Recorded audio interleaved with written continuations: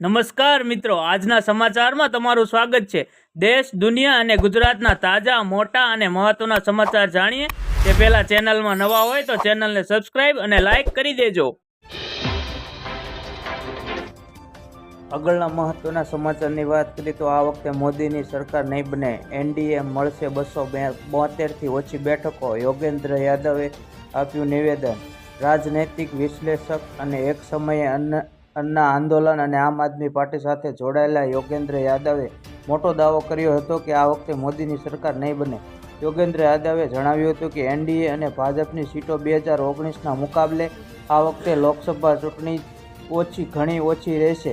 તેમણે દાવો કર્યો હતો કે હું એક પોલિટિકલ કાર્યકર છું, ખોટું નથી બોલતો, હું કોઈ એક્ઝિટ પોલ કે હવામાં દાવા નથી કરતો। આગળના મહત્વના સમાચારની વાત કરીએ તો સટ્ટા બજારમાં વધુ એક બુકીએ બહાર પાડ્યા ભાવ। રૂપાલા, પૂનમ માડમ સહિત બીજેપી ઉમેદવારોને લઈ કર્યા હતા આવા દાવા। રાજ્યમાં લોકસભાની ચૂંટણી માટે મતદાન પૂર્ણ થયું છે। 4 જૂનના રોજ ચૂંટણી પરિણામ જાહેર થશે।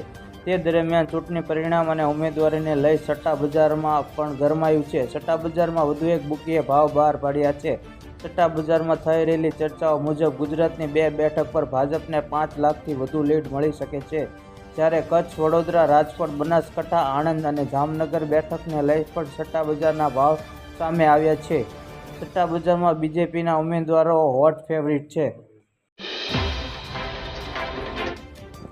આગળના મહત્વના સમાચારની વાત કરીએ તો ક્રિકેટ જગત ટીમ ઇન્ડિયાનો માત્ર દબદબો નથી, પરંતુ ભારતની મેચ જોવા પણ પડાપડી થાય છે।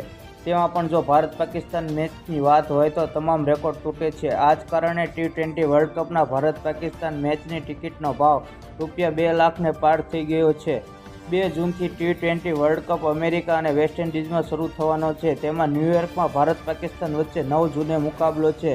ક્રેઝનો અંદાજ એ બાબતથી લગાવી શકાય કે પૂરા વર્લ્ડ કપમાં સૌથી મોંઘી ટિકિટ આ મેચની છે, જેનો ભાવ $2750 એટલે કે ₹2.29 લાખ આ ટિકિટ ક્લબ કોર્નર સ્ટેન્ડની છે। સસ્તી ટિકિટ $300 એટલે કે 25,000માં મળે છે।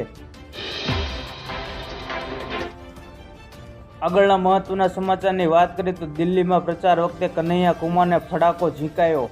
કોંગ્રેસના ઉત્તર પૂર્વ દિલ્હીના ઉમેદવાર કન્હૈયા કુમાર શુક્રવારે પ્રચાર દરમિયાન એક યુવકે થપ્પડ મારી હતી। આ ઘટનાનો વિડીયો વાયરલ થઈ રહ્યો હતો। ઉલ્લેખનીય છે કે કન્હૈયા પર હુમલો દર્શાવવા એક વિડીયોમાં એક વ્યક્તિ એવું કહેતા સંભળાય છે કે કન્હૈયાને પીટને વાલે હે, એટલે કે કન્હૈયાને મારવામાં આવશે।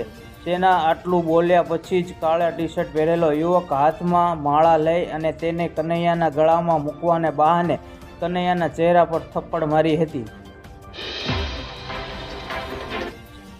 આગળના મહત્વના સમાચારની વાત કરીએ તો ગરમીનો કાળો કહેર, સમગ્ર રાજ્યમાં ઓરેન્જ એલર્ટ, બહાર જતા પહેલા રાખજો ધ્યાન। ગુજરાતમાં હાલ ગરમીનો કાળો કહેર વર્તાયો છે। દિવસે ને દિવસે તાપમાનનો વધારો જોવા મળી રહ્યો છે, ત્યારે હવામાન વિભાગ દ્વારા ફરીથી તાપમાન વધવાને લઈ મોટી આગાહી કરવામાં આવી છે, જેને લઈ આજે સમગ્ર ગુજરાતમાં હવામાન વિભાગ દ્વારા ઓરેન્જ એલર્ટ જાહેર કરવામાં આવ્યું છે। જણાવી દઈએ કે આજે અનેક શહેરોમાં 43થી 45 ડિગ્રી તાપમાન રહેવાની શક્યતા છે। આ ઉપરાંત 19થી 23 વચ્ચે મહત્તમ તાપમાન 43 ડિગ્રી આસપાસ રહેવાની શક્યતા છે, જેને લઈ અમદાવાદ મ્યુનિસિપલ કોર્પોરેશન દ્વારા જાહેરજનો માટે ખાસ અપીલ કરવામાં આવી છે। આગળના મહત્વના સમાચારની વાત કરીએ તો દિલ્હીના ઇન્દિરા ગાંધી ઇન્ટરનેશનલ એરપોર્ટ પર મોટી દુર્ઘટના ટળી હતી। એર ઇન્ડિયાની ફ્લાઇટ A807 તેના AC યુનિટમાં આગ લાગ્યા બાદ પરત ફર્યું હતું। ત્યારબાદ સમગ્ર એરપોર્ટ પર સંપૂર્ણ ઇમરજન્સી જાહેર કરવામાં આવી હતી। આ ફ્લાઇટમાં 175 મુસાફરો હતા। શુક્રવારે સાંજે 6:38 કલાકે ફ્લાઇટનું દિલ્હીમાં સુરક્ષિત લેન્ડિંગ થયું હતું। કોઈ જાનહાનિનો અહેવાલ નથી। મળતા અહેવાલ મુજબ આ ફ્લાઇટ દિલ્હીથી બેંગ્લોર જઈ રહી હતી। રિપોર્ટ અનુસાર કોઈ જાનહાનિની કોઈ માહિતી નથી। એરલાઇન્સના એક અધિકારીએ જણાવ્યું હતું કે મુસાફરો માટે બેંગલુરુ જવા માટે વૈકલ્પિક વ્યવસ્થા કરવામાં આવી રહી છે।